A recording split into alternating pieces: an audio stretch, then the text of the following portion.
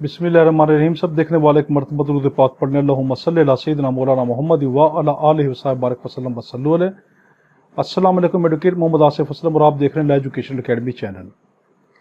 Law gate की series का सिलसिला जारी है और हमने QSO के 116 आर्टिकल पढ़ लिए। अब हम 117 शुरू करते हैं। 117 से 127 जो हैं ये है production and effect of evidence, यानी of the burden of proof से रिलेटेड है कि किस शख्स के जिम्मे होता है कि वो सबूत पेश करे। इसको पहले मिसाल से समझ ले, आपको फिर समझना आसान हो जाएगा। मैं जज साहब से कहता हूं कि जज साहब, ये मुझ पर जो इल्ज़ाम लगाया गया है कि इस डेट को मैंने लाहौर के अंदर फलां बंदे का सर फाड़ दिया, मैं तो इस डेट को कराची था। तो जब मैं ये प्ली ऑफ एलिबाई ले रहा हूं तो इसका बर्डन ऑफ प्रूफ किस पे है? कौन साबित करेगा कि मैं कराची में था? जो बंदा ये चाहता है कि मैं कराची में था, यानी मैं चाह रहा हूं, तो मुझे साबित करना पड़ेगा। इसको कहते हैं बर्डन ऑफ प्रूफ, कि वो शख्स जो ये चाहता है कि मेरी बात मान ली जाए, जो अपनी बात मनवाना चाहता है, सिर्फ सादे से लफ्जों में जो शख्स अपनी बात मनवाना चाहता है, बर्डन ऑफ प्रूफ उसी पे होता है, उसी को सबूत पेश करने पड़ते हैं। ये हम पढ़ रहे हैं। 117 बर्डन ऑफ प्रूफ। हुएवर, कोई भी डिजायर्स, ख्वाहिश रखता है, एनी कोर्ट टू गिव, किसी भी कोर्ट में कि वो दे, कि कोई भी कोर्ट दे जजमेंट, अपना फैसला, as to any legal right, किसी भी लीगल हकूक को लेकर, और liability dependent on the existence of fact, या कोई ऐसी जिम्मेदारी जिसका ताल्लुक मौजूदा हकाइक से हो, विच ही एजर्ट्स, जो वो शख्स चाहता है कि ये मेरे हक में फैसला आ जाए। मस्ट प्रूफ, उसी को प्रूफ करना पड़ेगा, दैट दोज फैक्ट एग्जिस्ट, कि ये वाले हकाइक मौजूद हैं। यानी सिंपल वर्ड में लॉ गेट में आपसे कहेगा किस शख्स को बर्डन ऑफ प्रूफ किसके जिम्मे होते हैं, एविडेंस किसको देने पड़ते हैं। आप कहेंगे जो शख्स एजर्ट करता है, जो ये चाहता है कि मेरी बात मानी जाए, उसी को ही सबूत देने होते हैं। 118 on home burden of proof life, किसकी तरफ बर्डन ऑफ प्रूफ जो है वो लाई करता है, किसकी तरफ बर्डन ऑफ प्रूफ जाता है। तो ये देखें, the burden of proof in A suit, किसी भी मुकदमे में जो बारे सबूत होगा, आर प्रोसीडिंग लाइज, या कोई ऐसी कार्रवाई चल रही है उसमें, ऑन दैट पर्सन, वो उस शख्स पे होगा, हु वुड फेल, जो नाकाम हो जाएगा, if no evidence at all were given, कि अगर उसने कोई भी एविडेंस ना दिया, ऑन एदर साइड, किसी भी साइड से। बड़ा कीमती है, इसकी एक एक लफ्ज पढ़ लेना। 118 की इसकी स्टेटमेंट ऐसी बन के आती है। लॉ गेट में आपसे कहेगा कि बर्डन ऑफ प्रूफ किसके ऊपर होता है। आप कहेंगे उसके ऊपर होता है कि जिसने अगर सबूत पेश ना किया तो वो नाकाम हो जाएगा। मिसाल के तौर पर मैं कहता हूं ये मोबाइल मेरा है, सामने वाला कहता मेरा है। अगर मैंने कहा कि ये मेरा है और मैंने हाथ में उसके है, देखिए मोबाइल उसके हाथ में है, और मैं जज साहब से कहता हूं जज साहब ये मेरा है, इसने चुराया है, तो बर्डन ऑफ प्रूफ किस पे है? मुझ पे, क्योंकि वो तो उसके हाथ में है। अगर मैंने ये ना दिया तो मैं फेल हो जाऊंगा, मेरे हाथ से मोबाइल जाता रहेगा। तो इसलिए बर्डन ऑफ प्रूफ उस पे होता है कि अगर जिसने सबूत ना दिया तो वो फेल हो जाए, यानी मैं क्लेम कर रहा हूं ना, तो मुझे ही देना पड़ेगा, सीधी सी बात है। 119 burden of proof as to particular fact, खास मौकों वाकयात में बारे सबूत किस पे होगा, बर्डन ऑफ प्रूफ किस पे होगा। The burden of proof as to any particular fact, जो बारे सबूत यानी कि बर्डन ऑफ प्रूफ जो होगा वो खास केसों में फैक्ट लाइज उनकी तरफ होगा, ऑन द पर्सन, उस शख्स पे, हु विशेस, जो ये ख्वाहिश रखता है, द कोर्ट टू बिलीव, कि कोर्ट यकीन कर ले, इन इट्स एग्जिस्टेंस, कि वो जो कह रहा है वही सच है, यानी उसका वजूद रखता है, अनलेस, जब तक, it is provided by any law, कि जब तक के कोई दूसरा कानून मुखालफत ना कर दे, that the proof of the fact, कि इसका सबूत जो है, shall lie on any particular person, कि इसका सबूत किसी और को देना चाहिए था। यानी मैं ये चाहता हूं कि जज साहब मेरे हक में फैसला करें, तो बर्डन ऑफ प्रूफ मेरी जिम्मे है।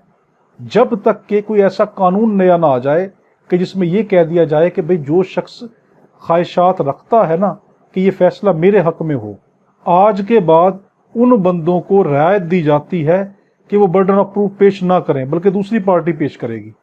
जब तक ऐसा कानून नहीं आता तब तक बर्डन ऑफ प्रूफ उसी के जिम्मे है जो ये चाहता है कि फैसला मेरे हक में हो और मेरी बात मानी जाए।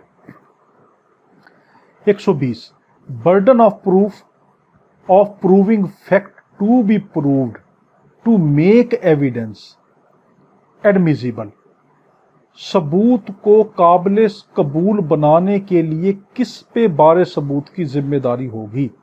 यानी एक सबूत है और उसको एडमिसिबल बनाने के लिए कि कोर्ट उसको कबूल कर ले, किसकी जिम्मेदारी होगी बर्डन ऑफ प्रूफ की। The burden of proving any fact, जो बारे सबूत है वो किसी भी हकीकत के बारे में नेसेसरी टू बी प्रूव, जिसके लिए जरूरी है कि वो साबित किया जाए, in order to enable any person, ताकि कोई शख्स इस काबिल हो जाए टू गिव एविडेंस, के वो evidence they of any other fact, किसी दूसरे फैक्ट का, इज ऑन द पर्सन, ये उस शख्स पे है who wishes to give such evidence, जो कि एविडेंस देना चाहता है। यानी उस पे आयद होगा जो शख्स सबूत को काबिल कबूल बनाना चाहता हो। वही वाली बातें पीछे वाली चल रही हैं, बस घुमा फिरा कर कानूनी लैंग्वेज है कि मैं ये चाहता हूं कि मेरी बात मानी जाए तो बर्डन ऑफ प्रूफ मेरे जिम्मे होगा। मिसाल के तौर के ऊपर मैं ये कहता हूं कि जज साहब ये जो मुझे इतला दी है कि फलां बंदे को जो है मार दिया गया है, मैं यहां से गुजर रहा था, उस बंदे ने मेरे हाथ में एक चिट दी और मुझे कहा कि मुझे फलां बंदे ने कत्ल किया, तुम जाकर पुलिस को बुला के लाओ। मैं पुलिस को बुलवाने के लिए गया हूं, पीछे आकर देखता हूं लाश ही नहीं पड़ी। तो अब ये बर्डन ऑफ प्रूफ किसके जिम्मे है? मेरे जिम्मे है ना, कि मैं साबित करूं वो मरा भी है या नहीं। यानी जो शख्स ये चाहता है ना कि उसकी बात मानी जाए, उसके ऊपर बर्डन ऑफ प्रूफ होता है। 121 burden of proving that case, बारे सबूत उस केस में, ऑफ अक्यूज्ड कम, कि अक्यूज आता है कम विदन द एक्सेप्शन, कि जो जुर्म मुजरिम है उसका जुर्म इस्तशना में आता है। यानी फॉर एग्जाम्पल सेल्फ डिफेंस, अगर मैंने किसी का कत्ल कर दिया और मैं जज साहब से कहूं जज साहब मैंने अपनी सेल्फ डिफेंस में किया था, ये बंदा मुझे मार देता, तो बारे सबूत किस पे है? मुझ पे। बर्डन ऑफ प्रूफ किस पे? मुझ पे, कि मैं साबित करूं कि ये वाकई मुझे मार रहा था और मैंने वाकई सेल्फ डिफेंस में इसको मारा है। तो बर्डन ऑफ प्रूफ मेरे जिम्मे है, क्योंकि मैं जनरल एक्सेप्शन में जाना चाहता हूं पीपीसी के चैप्टर के अंदर। When a person is accuse, जब एक शख्स मुल्जिम हो ऑफ एनी ऑफेंस, किसी भी जुर्म का, द बर्डन ऑफ प्रूविंग, तो जो बारे सबूत है, द एग्जिस्टेंस ऑफ सर्कमस्टांसिस, ऐसे हालात की मौजूदगी का, ब्रिंगिंग द केस, कि वो केस को ले जाएं within any of the general exception, general exception वाले पोर्शन में, in the Pakistan penal code, Pakistan penal code यानी पीपीसी 1860 में, or within any special, या किसी खास एक्सेप्शन इस्तशना में, आर प्रोविजो कंटेंट, या किसी ऐसी कानूनी शक में, in any other part of the same code, जो पीपीसी के किसी और हिस्से में लिखी हो, or in any law defining the offence, ये किसी और कानून में लिखी हो जो जुर्म को बताता हो, इज अपॉन हिम, ये उस शख्स पे है, and the court shell presume, और कोर्ट प्रिज्यूम कर लेगा, the absence of such circumstances, इस तरह के हालात की गैर मौजूदगी। यानी सिंपल सी बात, मैं ये कहता हूं कि जैसे मैंने अपनी सेल्फ डिफेंस में इसको मारा है, तो ये जनरल एक्सेप्शन का केस है, मुझे आप कोई सजा नहीं सुना सकते, तो मुझे साबित करना होगा कि वाकई मैंने सेल्फ डिफेंस में मारा है। अपने प्राइवेट डिफेंस में मारा, वो बंदा मुझे मार देता, मुझे साबित करना होगा।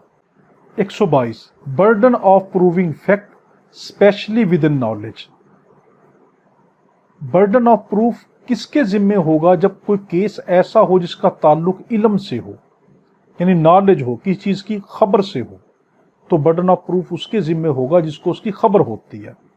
मिसाल के तौर पर मैं ट्रेन में सफर कर रहा हूं, मैंने सफर करने से पहले खानपुर से टिकट खरीद ली, मैं कराची जा रहा हूं। अब जब मुझे तो पता है ना कि मेरे पास टिकट है, मेरे पर्स में है, जब टिकट चेक करने के लिए आया ऑफिसर, उसने मुझे कहा कि टिकट चेक कराओ, तो मैं उससे कहूँगा प्रूफ करो भाई कि मेरे पास टिकट नहीं है या मुझे टिकट लेना चाहिए था।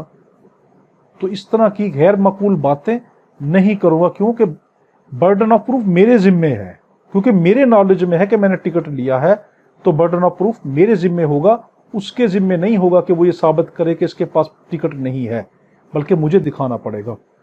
When any fact is specially within the knowledge of any person, जब कोई ऐसा केस या ऐसी हकायक जिसका ताल्लुक खास इल्म से हो किसी शख्स के बारे में, द बर्डन ऑफ प्रूविंग, तो उसको साबित करने का जो सवार होगा, दैट फैक्ट, उस हकीकत के बारे में, इज अपॉन हिम, वो उसी शख्स पे होगा, यानी जिसको इल्म है।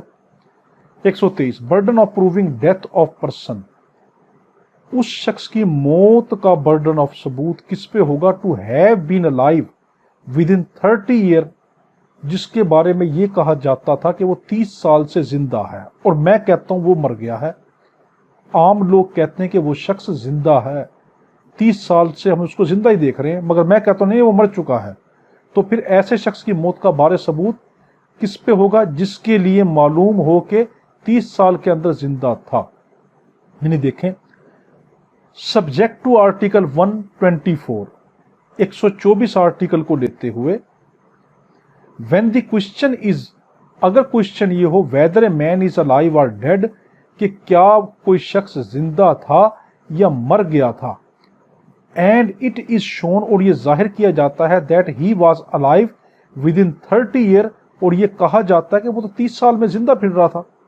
The burden of proving that, इसका बर्डन ऑफ प्रूफ किस पे होगा, ही इज डेड, के वो मुर्दा है, इज ऑन, उस शख्स पर, हु एफर्म इट, जो उसको मारना चाहता हो, यानी जो कहता हो कि मर गया है, उस पे सबूत होगा। भाई जो सब तो कह रहे हैं कि ये तो बंदा मरा, जिंदा हुआ है, पूरी दुनिया कहती है कि ये जिंदा है, मैं कहता हूं मर गया है, तो फिर मुझे ही सबूत लेके आना पड़ेगा ना, जो मैं अफर्म कर रहा हूं कि मरा हुआ है, तो फिर सबूत लेकर वो मर चुका है, साबित कर दो।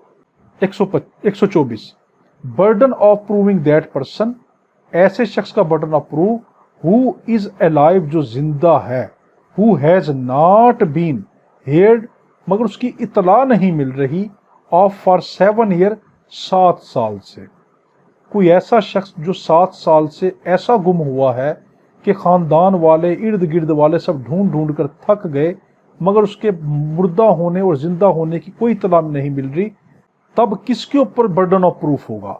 व्हेन द क्वेश्चन इज, अगर सवाल ये है, is whether A person is alive, कि क्या शख्स जिंदा है, और डेड, या मर चुका है, एंड इज प्रूव्ड, और ये साबित हो चुका हो, that he has not been heard, कि उसके बारे में कोई इतला मौसूल नहीं हुई, ऑफ फॉर 7 ईयर, 7 साल हो गए हैं, बाय दोज हु हैड, उन लोगों को इतला मौसूल नहीं हुई, who would naturally have heard of him, जो उसके खानदान के करीबी ताल्लुक वाले हैं, जिनको उसके बारे में इतला होनी चाहिए थी।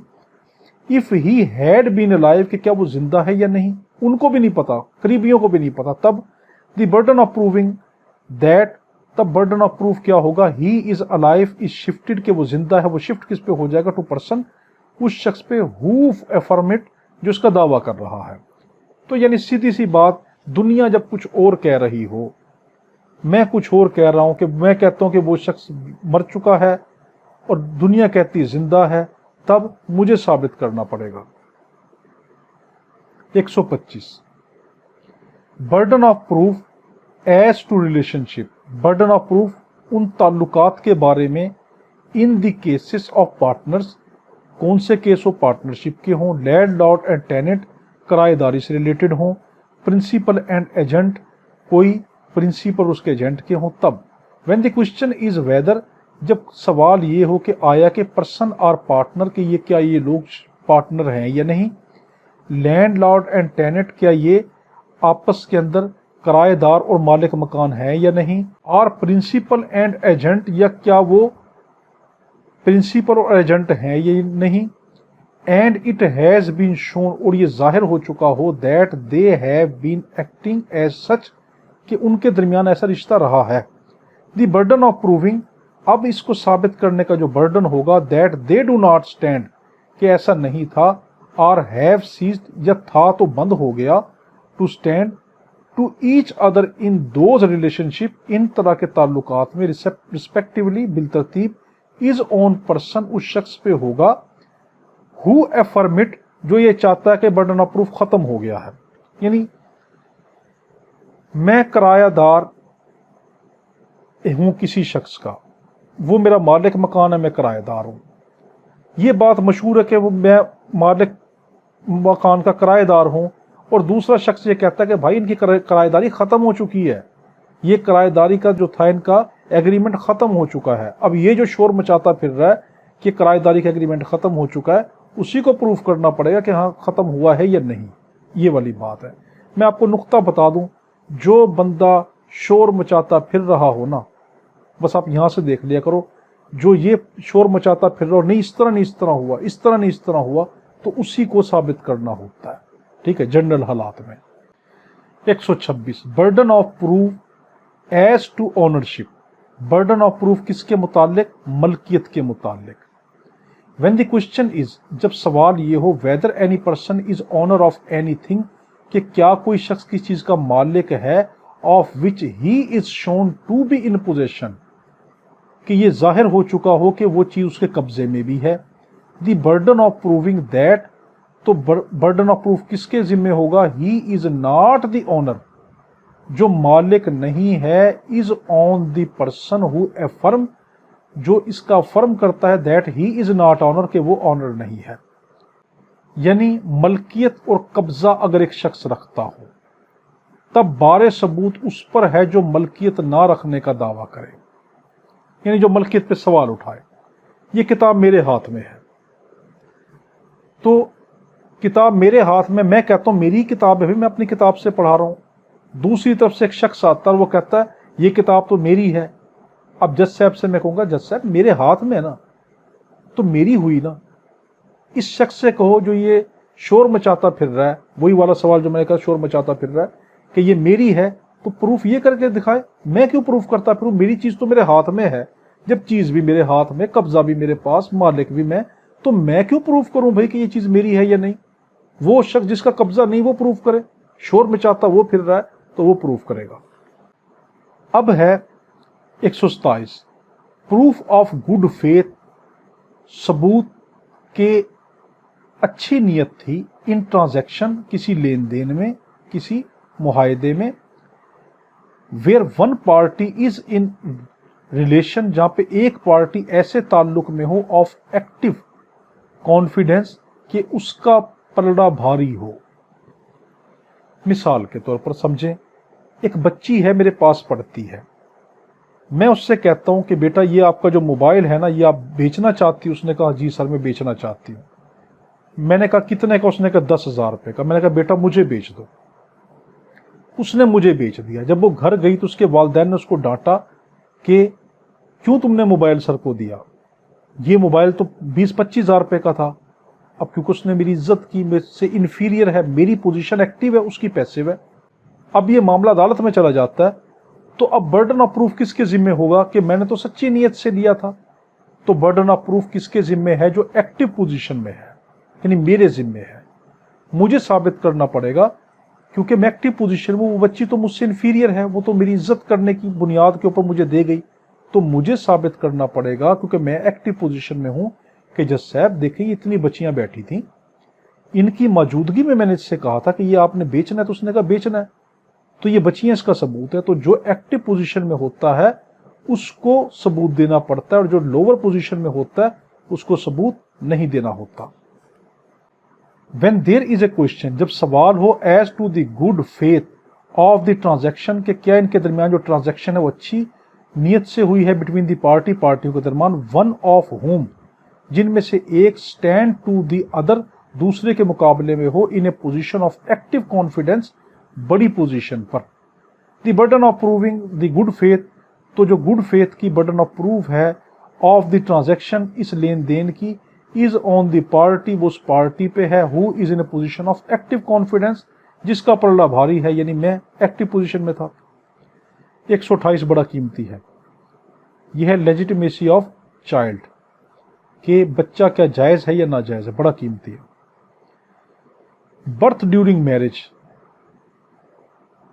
शादी के रिश्ते के दौरान अगर बर्थ हो जाए, कंक्लूसिव प्रूफ ऑफ लेजिटिमेसी, ये पक्का सबूत है कि ये बच्चा इसी माँ बाप का है, यानी माँ बाप का रिश्ता चल रहा है। तो जो बच्चा पैदा होगा ये पक्का सबूत है ना कि वो हमारी ही औलाद है। अगर हमारी शादी चल रही है, हमारा कोई औलाद पैदा होगा तो हमारा सबूत है। तो अब ये क्या सबूत होगा?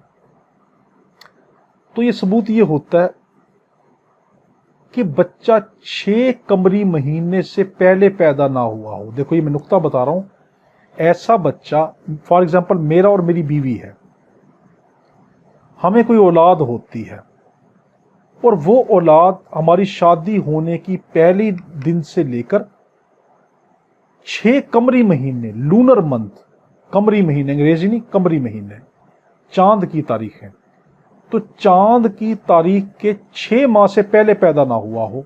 अगर 6 माह के बाद पैदा हुआ, अगर 6 माह के बाद पैदा हुआ, वो बच्चा जायज औलाद है। अगर 6 माह से पहले पैदा हो गया और मुझे शक पड़ गया, तो अब मैं उस पर चैलेंज कर सकता हूं कि जज साहब ये 6 माह से पहले पैदा हुआ है, तो ये मुझे नहीं लगता कि मेरा है। ठीक है, तो अगर 6 माह से पहले पैदा हो जाए तो आप चैलेंज कर सकते हैं। 6 माह के बाद पैदा हो, लूनर मंथ, फिर मैं कह रहा हूं लॉ गेट में लूनर का लफ्ज आएगा या मून डेट का आएगा, तो अंग्रेजी ब्रिटिश कैलेंडर का नहीं आएगा।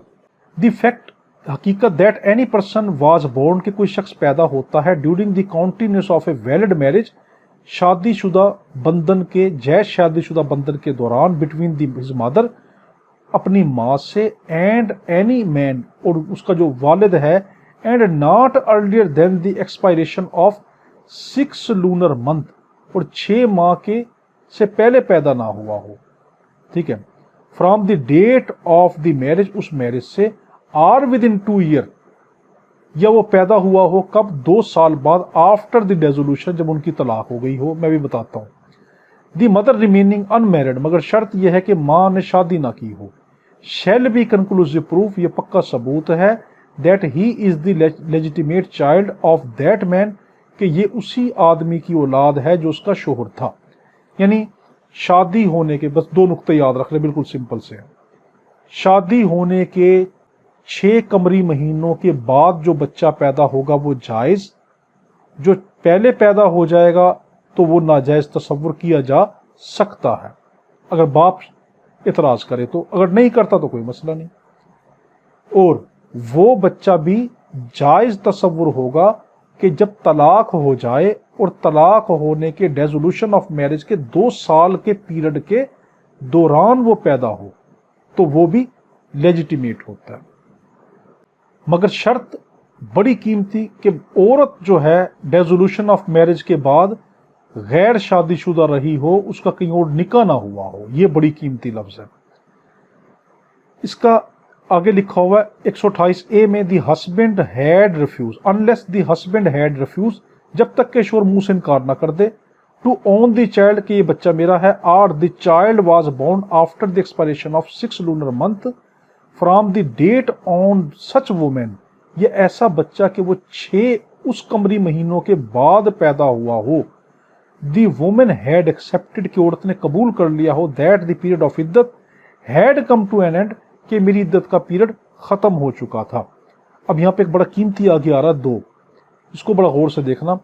नथिंग कंटेन्ड इन क्लास 1, जो ऊपर क्लास 1 है उसमें ऐसी कोई बात नहीं कही गई, shall apply to non Muslim, कि ये नॉन मुस्लिम पे ये सेक्शन, ये आर्टिकल अप्लाई होता हो, इफ इट इज इनकंसिस्टेंट, अगर ये बिल्कुल उल्ट है, विद हिज फेथ, उस गैर मुस्लिम के अकायद के।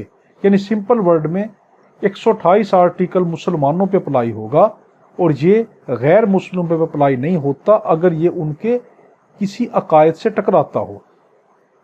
तो लॉ गेट में आपसे पूछ सकता है कि गैर मुस्लिम में भी अप्लाई हो सकता है अगर उनके अकायद से टकराता, आप कहेंगे नहीं।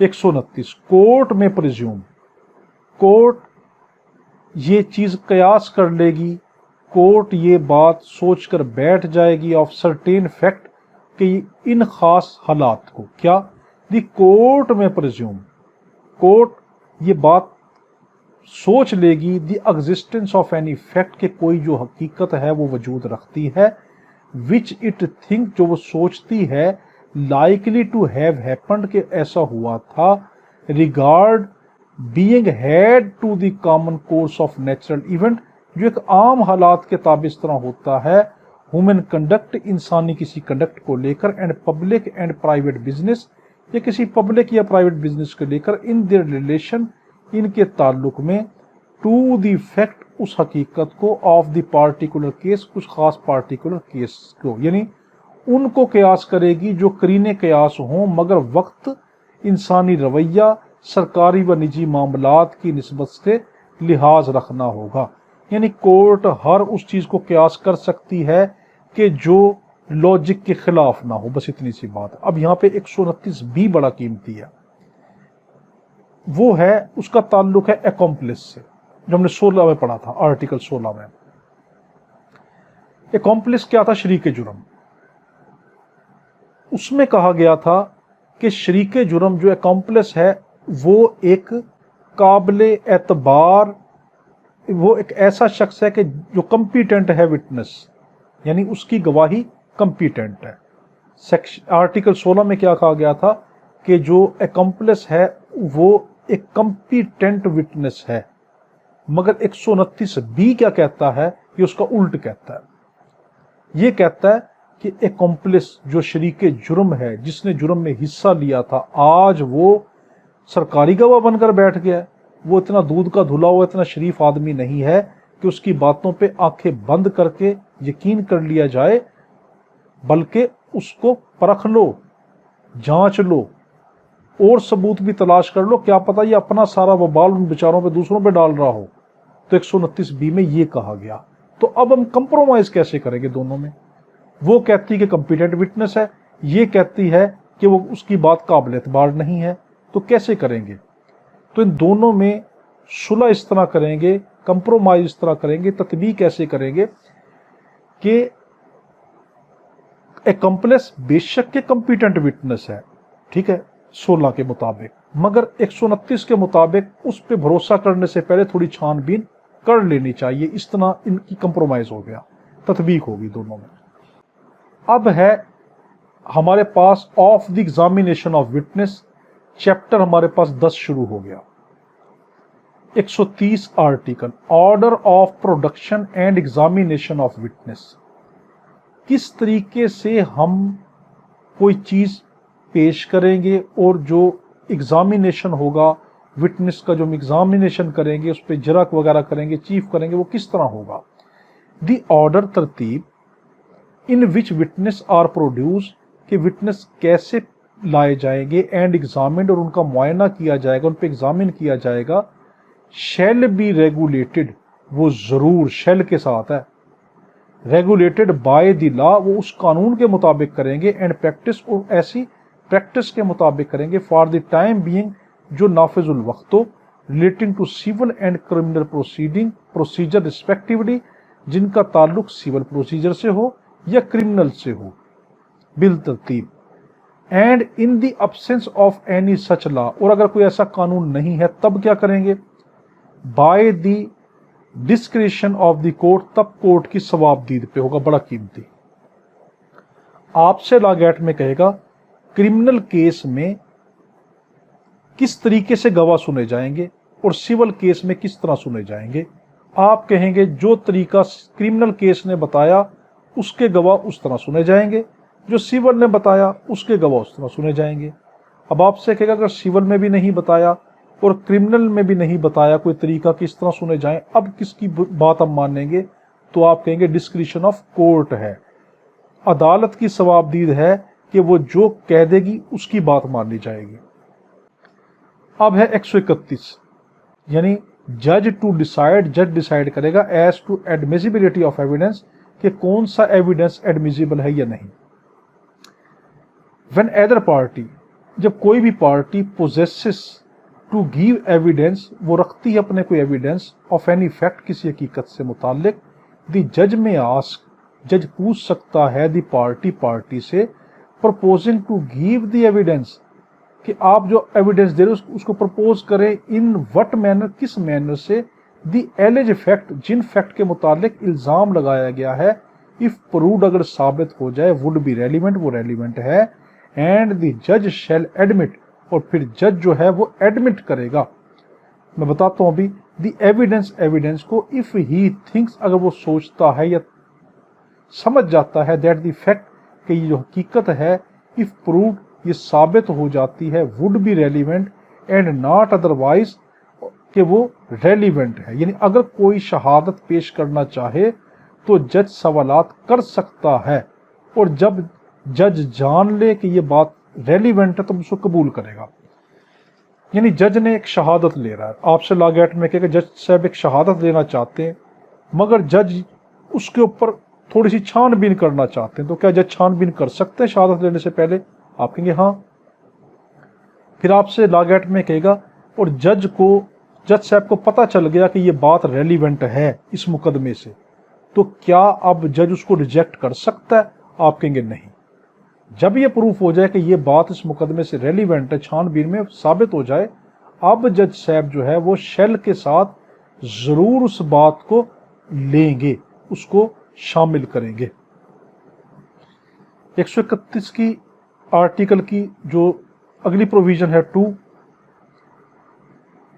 If the fact propose to be proved, अगर जो फैक्ट है ये प्रपोज होता है कि ये प्रूव्ड है, is one of which evidence is admissible only, कि तब एक एविडेंस हम तस्लीम करेंगे upon proof of some other fact.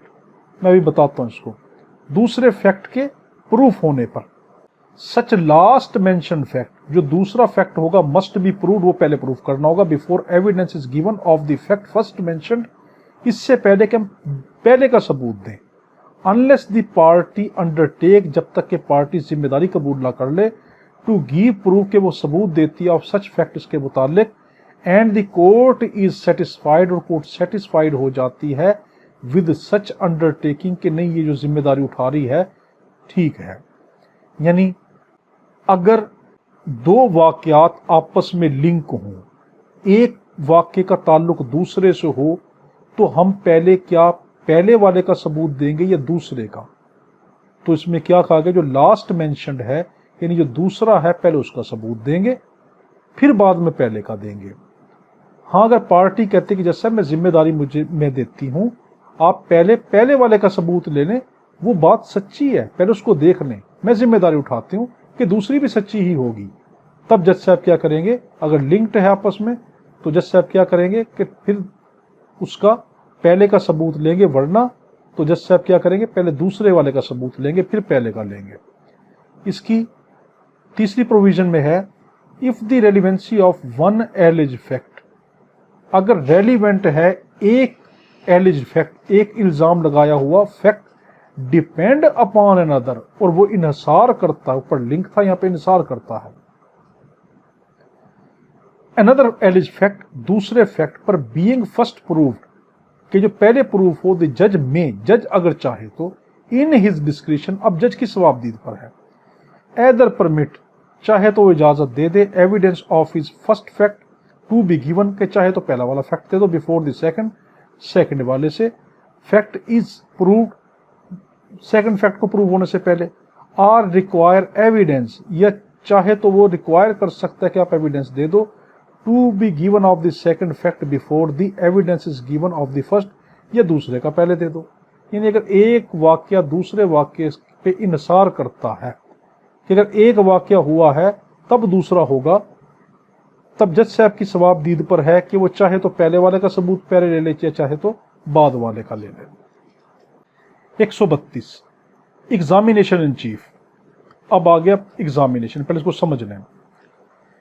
जब भी गवाह का गवाही ली जाती है ना, सबसे पहले एग्जामिनेशन इन चीफ होता है।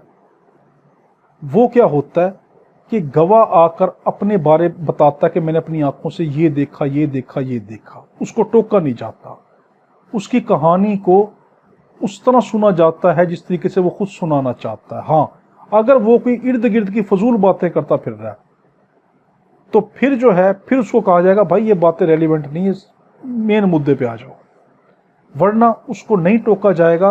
वो जैसे सुना रहा है उसकी बातों को गौर से सुना जाएगा, ये क्या बातें बयान कर रहा है। अब वो बातें लिखी गई, इस शुरू में सुनाने वाली बातों को हम क्या कहते हैं, एग्जामिनेशन इन चीफ। और ये कौन बुलाता है विटनेस को, कॉलिंग पार्टी। देखो, कॉलिंग पार्टी किसको कहेंगे और एडवर्स पार्टी किसको कहेंगे। मैंने अपना गवाह बुलवाया कि मेरा गवाह सुना जाए तो मैं कॉलिंग पार्टी, और मुखालिफ वकील एडवर्स पार्टी, मुखालिफ साइड एडवर्स पार्टी। मैं जो अपना गवाह बुलवाऊंगा ना और उसका जो बयान लिया जा रहा है ये इन चीफ है। चीफ का मतलब है पूरा का पूरा वो सुनाता जा रहा है। जब उसने बात सुना दी, अब दूसरा मुखालिफ वकील यानी एडवर्स पार्टी मेरे इस गवाह पर जरा करेगी, क्रॉस एग्जामिनेशन करेगी। भाई तुम जो कहते थे कि मैं रात 11 बजे यहां पे खड़ा हुआ था, हमें तो पता चला है कि तुम फलां जगह पे थे। तो इस तरह जरा करेगी, उसको उलझाएगी, उसको तरोड़ मरोड़ कर उससे पूछ गूछ करेगी। इसको कहते हैं क्रॉस एग्जामिनेशन। ये कौन करती है, एडवर्स पार्टी। तो आपसे लॉ में कहेगा चीफ कौन करवाता है, चीफ एग्जामिनेशन कॉलिंग पार्टी, और क्रॉस एग्जामिनेशन कौन करती है, एडवर्स पार्टी। एक होता है री एग्जामिनेशन, ये कौन करवाएगा, ये करवाएगा कॉलिंग पार्टी। देखो, कॉलिंग पार्टी दो काम करवाती है, एक तो चीफ भी करवाती है और एक री एग्जामिनेशन करवाती है। एडवर्स पार्टी क्या करती है, वो क्रॉस एग्जामिनेशन करती है। मगर एडवर्स पार्टी होस्टाइल विटनेस की अगर कोई नई बात सामने आए तो उस पर क्रॉस कर सकती है। मैं भी बताता हूं, मिसाल से समझें। मैं अपना गवाह लेकर आया कि ये गवाह मेरे हक में है, और वो गवाह जाकर मेरे ही खिलाफ बयान देने लग जाए, तो इसको मैं क्या कहूंगा, होस्टाइल विटनेस। मगर सिर्फ मेरे खिलाफ गवाही देने से होस्टाइल नहीं बन जाता, बल्कि मुझे कोर्ट में साबित करना पड़ेगा कि जज साहब चलो मेरा केस तो खराब हो रहा है, मेरे खिलाफ तो गवाही दे रहा है, मगर ये केस का पूरा, केस की नोयत बदल रहा है, ये तो केस का रुख ही बदल रहा है, इसको होस्टाइल करार दे दिया जाए, मुनहरफ गवाह करार दे दिया जाए, उसको होस्टाइल विटनेस कहते हैं। तो देखो, सिंपल वर्ड में, जिस शख्स को मैंने बुलवाया मैं कॉलिंग पार्टी था, जो मेरा के बयान दे रहा है, कहानी मुकम्मल सुना रहा, उसको टोका नहीं जा रहा, वो एग्जामिनेशन इन चीफ। जब उसने ये एग्जामिनेशन इन चीफ दे दिया, सबसे पहले एग्जामिनेशन चीफ होता है जो कॉलिंग पार्टी बुलाती है, उसके बाद क्रॉस एग्जामिनेशन होता है, यानी एडवर्स पार्टी, मुखालिफ पार्टी उस पर क्रॉस करती है। और री एग्जामिनेशन किसको कहते हैं, वो कॉलिंग पार्टी जो मैंने बुलवाई थी मेरे खिलाफ उल्टा बयान देके चली गई, अब मैं अपने उस कॉलिंग पार्टी पर खुद जरा करूंगा, खुद उससे पूछ गूछ करूंगा, भाई ऐसा क्यों कर रहे हो। तो मेरे इस पूछ गूछ को अपने गवाह के ऊपर, इसको कहते हैं री एग्जामिनेशन, और इस गवाह को कहते हैं होस्टाइल विटनेस। तो आपसे लागत में पूछ सकता है कि होस्टाइल विटनेस के ऊपर एडवर्स पार्टी भी जरा कर सकती है, क्रॉस कर सकती है। आप कहेंगे हाँ, कि अगर होस्टाइल विटनेस के मुंह से कुछ ऐसी बातें, कुछ ऐसे शवाहिद निकले कि जो नए हों या केस की नोयत बदल रहे हों, तो फिर एडवर्स पार्टी को भी इजाजत दी जाती है कि आप उस पर क्रॉस कर लें। तो examination in chief 132, the examination of a witness, एक किसी भी विटनेस का जो एग्जामिनेशन होगा बाय द पार्टी, उस पार्टी के जरिए से, हु कॉल हिम, यानी कॉलिंग पार्टी के जरिए से, शेल बी कॉल्ड, इसको जरूर कहेंगे शेल में नहीं, शेल के साथ, हिज एग्जामिनेशन इन चीफ, ये इसका एग्जामिनेशन इन चीफ हुआ है। Number 2, the examination of a witness, किसी ऐसे विटनेस का examination by the adverse party, जो मुखालिफ पार्टी ले रही है, shall be called its cross examination, ये इसका क्रॉस एग्जामिनेशन कहलाएगा। 3, the examination of a witness, एक ऐसे विटनेस का examination subsequent to the cross examination, जो क्रॉस एग्जामिनेशन के बाद हो, by the party who calling him, कौन सी पार्टी, जिसने कॉलिंग की है, shall be called his re examination, इसको री एग्जामिनेशन कहेंगे। यानी मैंने अपना गवाह बुलाया, वो मेरे खिलाफ गवाहियां देने लग गया, उसका एडवर्स पार्टी ने क्रॉस किया, फिर मैं क्या कहूंगा, जैसे अब मुझे इस गवाह को जरा है, इससे पूछ गूछ करने दो, ये क्यों मेरे खिलाफ जा रहा है, क्यों केस को बिगाड़ रहा है, इसको कहते हैं री एग्जामिनेशन। अब 133, ऑर्डर ऑफ एग्जामिनेशन, तरतीब क्या होगी। Witness shall be first examined in chief, सबसे पहले विटनेस का चीफ लिया जाएगा। Then if adverse party so desire, और अगर एडवर्स पार्टी चाहे तो क्रॉस एग्जामिन्ड, उस पर जरा कर सकती है। Then if the party calling him so desire, और अगर उसी गवाह को जिसको बुलवाया था कॉलिंग पार्टी ने, और कॉलिंग पार्टी ये समझे तो मेरे खिलाफ जा रहा है, तो अगर वो चाहे तो री एग्जामिन, उसका री एग्जामिन करती है। तरतीब क्या है? पहले एग्जामिनेशन इन चीफ, फिर क्रॉस, फिर री एग्जामिनेशन। दोबारा देखें, एग्जामिनेशन इन चीफ सबसे पहले होता है, उसके बाद क्रॉस होता है, जरा होती है, उसके बाद री एग्जामिनेशन होता है। The examination and cross examination must relate to relevant fact. Examination in chief और क्रॉस एग्जामिनेशन जो होता है उसका ताल्लुक किससे होना चाहिए? रेलिवेंट फैक्ट से हो, या तो खुद वाक्य से हो, या रेलिवेंट फैक्ट का मतलब क्या? वाक्य के साथ मुंसलिक दीगर मामलात से हो, बगैर तरतीब की बिला तुक्की बातों से ना हो, बगैर लिंक्ड बातों से ना हो, गैर माकूल बातों से ना हो। बट द क्रॉस एग्जामिनेशन, लेकिन cross examination need not be confined, हम उसको महदूद नहीं कर सकते, to the fact to which the witness testified, कि जिसके अंदर विटनेस की टेस्टिफाइड कर रहे हैं, ऑन हिज एग्जामिनेशन चीफ, जिसने एग्जामिनेशन चीफ दिया था।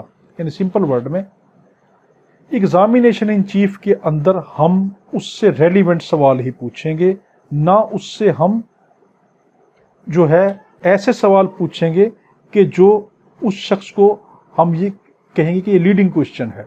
देखें, एग्जामिनेशन इन चीफ में हम उस शख्स से ना लीडिंग क्वेश्चन पूछेंगे, मैं बताता हूँ लीडिंग क्वेश्चन किसको कहते हैं, ना उससे गैर मुतलका सवाल पूछेंगे, बल्कि मुतलका सवाल पूछेंगे। हाँ, क्रॉस एग्जामिनेशन में गैर मुतलका सवालात भी पूछे जा सकते हैं और लीडिंग क्वेश्चन भी पूछे जा सकते हैं। तो लागत में आपसे पूछेगा एग्जामिनेशन इन चीफ में कौन से सवाल पूछने का हक है? आप कहेंगे सिर्फ रेलिवेंट सवाल, मुतलका सवाल, इररेलिवेंट गैर मुतलका सवाल नहीं। क्रॉस एग्जामिनेशन में हम इररेलिवेंट सवाल भी पूछ सकते हैं और लीडिंग क्वेश्चन भी पूछ सकते हैं। तो एग्जामिनेशन चीफ में सिर्फ रेलिवेंट सवाल पूछेंगे, इररेलिवेंट नहीं पूछेंगे, लीडिंग क्वेश्चन नहीं पूछेंगे। क्रॉस एग्जामिनेशन में इररेलिवेंट भी पूछ सकते हैं और लीडिंग क्वेश्चन भी पूछ सकते हैं। मैं बताता हूं लीडिंग क्वेश्चन आगे चलकर। तीसरा, the re examination shall be directed. Re examination उस होस्टाइल विटनेस का तब होगा जो हमारे खिलाफ गवाहियां दे रहा है, जिसने बुलवाया था, to the explanation of the matter referred, कि जब उसके कोई मैटर उसके सामने रखें उसके एक्सप्लेनेशन देता हो इन क्रॉस एग्जामिनेशन, क्रॉस एग्जामिनेशन में। And if he new matter is, अगर कोई नया मैटर आता है by the permission of the court, मगर कोर्ट से इजाजत लेकर, इंट्रोड्यूस्ड इन री एग्जामिनेशन, और वो उसको री एग्जामिनेशन में आता है, द एडवर्स पार्टी में फर्दर क्रॉस एग्जामिन हिम, तो एडवर्स पार्टी भी उस पर क्रॉस कर सकती है। तो देखें, री एग्जामिनेशन कब होगा? जब कॉलिंग पार्टी, मैंने गवाह बुलवाया था, मैं कॉलिंग पार्टी था, मेरी खिलाफ गवाही देगा, तो मैं कोर्ट की इजाजत से, फिर सुन लो, कोर्ट की इजाजत से उस पर री एग्जामिनेशन करूंगा, अपने ही गवाह पे खुद जरा करूंगा। यानी लेने के देने पड़ गए मुझे, बुलवाया तो अपने फायदे के लिए, वो उल्टा मेरे खिलाफ बोल पड़ा। जब मेरे खिलाफ बोला, मुझे हक तो है ना कि मेरे खिलाफ तुम क्यों बोल रहे हो, पहले तुम कुछ और कहते थे, अब कुछ और कह रहे हो, तो मुझे हक दिया जाएगा ना। तो इसको री एग्जामिनेशन कहते हैं। अब उसने मैं जब उससे री एग्जामिनेशन कर रहा था, उस दौरान कोई नए हकायक सामने आ गए और मुखालिफ पार्टी, एडवर्स पार्टी ने कहा, जज साहब ये तो कोई नई बातें कर रहा है, मुझे भी इससे पूछने दो। तो उस एडवर्स पार्टी को भी होस्टाइल विटनेस के ऊपर क्रॉस का मौका दिया जाएगा। ये बात है। 134, cross examination of person called to produce a document. क्या उस शख्स के ऊपर हम क्रॉस एग्जामिनेशन कर सकते हैं जिसको सिर्फ दस्तावेज पेश करने के लिए बुलाया हो? अदालत ने निकाह फार्म वाले से एक बंदे से ये कहा कि ये दस्तावेज तुम्हारे पास हैं, ये दस्तावेज अदालत में पेश करो। वो बेचारा आया तो क्या वकील उसको घेर के खड़ा हो जाएंगे कि ये बताओ, ये बताओ? नहीं, उसका काम है दस्तावेज पेश करना। हाँ, उस पर तब क्रॉस होगा जबकि उसको बतौर गवाह बुलवाया जाएगा। ये पर्सन सम्मन, एक पर्सन को सम्मन दिया जाता है टू प्रोड्यूस ए डॉक्यूमेंट, कि तुम डॉक्यूमेंट पेश करो। Does not become a witness, वो विटनेस नहीं बन जाता।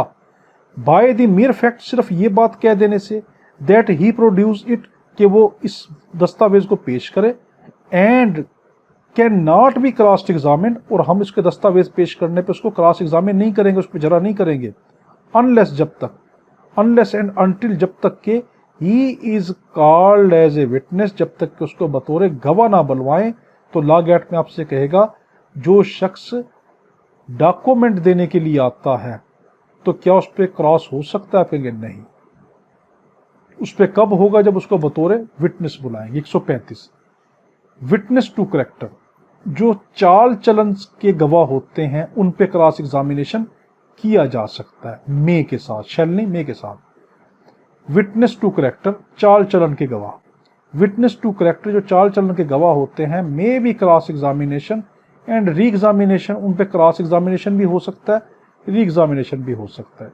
136 लीडिंग क्वेश्चन, ये बताता हूं। एनी क्वेश्चन, कोई भी क्वेश्चन सजेस्टिंग द आंसर, जो कि तजवीज करवा the answer, which the person putting it, कि जो शख्स इसको पुट कर रहा है, विशेज वो चाहता है, और एक्सपेक्ट या तवक्को करता है, टू रिसीव, कि मुझे वही सवाल का जवाब मिले जो मैं चाहता हूं, इज कॉल्ड रीडिंग क्वेश्चन, उसको रीडिंग क्वेश्चन कहते हैं। सिंपल वर्ड, ऐसा सवाल जिसके अंदर खुद जवाब छुपा हो। मैं अपनी मर्जी का जवाब चाहता हूं तो मैं किस तरह का सवाल पूछूंगा? मैं ये कहूंगा तुम वहां पे खड़े थे ना, तुमने देखा था ना, यानी मैं सवाल में ही जवाब बना के उसको दे रहा हूं। इसको कहते हैं लीडिंग क्वेश्चन। इसकी पहचान ये होती है कि इसका जवाब हां ना में दिया जा सकता है। तो मैंने कहा तुम वहां पे खड़े थे ना, अब वो या तो कह देगा हां या कह देगा ना। तो ऐसे क्वेश्चन जिनका सवाल हां ना में दिया जा सकता हो, यस या नो में दिया जाता हो, वो वाले सवाल लीडिंग की कैटेगरी में आते हैं, कि मैं अपने ही मतलब के सवाल पूछ रहा हूं। तो ये लीडिंग क्वेश्चन है, ये एग्जामिनेशन चीफ में नहीं पूछे जा सकते, हाँ क्लास में पूछे जा सकते। 137 when leading question must not be asked, leading question कहां नहीं पूछे जाएंगे? Leading question must not, leading question बिल्कुल नहीं पूछे जाएंगे if objected to by the adverse party, अगर एडवर्स पार्टी एतराज करना शुरू कर दे, be asked in any examination in chief, तो एग्जामिनेशन इन चीफ में नहीं पूछे जाएंगे। आर इन री एग्जामिनेशन, और री एग्जामिनेशन में भी नहीं पूछे जाएंगे, एक्सेप्ट मा, सिवाय with the permission of court, हाँ कोर्ट परमिशन दे दे। तो देखें आम हालात में लीडिंग क्वेश्चन सिर्फ और सिर्फ पूछे जा सकते हैं क्रॉस एग्जामिनेशन में, ना तो वो चीफ में पूछे जा सकते, एग्जामिनेशन चीफ में नहीं पूछे जाएंगे, और वो री एग्जामिनेशन में भी नहीं पूछे जाते आम हालात में, वो सिर्फ क्रॉस एग्जामिनेशन में पूछे जाते हैं।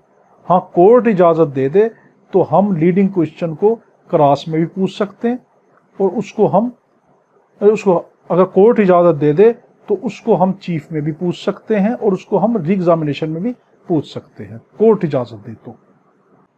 137 का 2, the court shell permit leading question,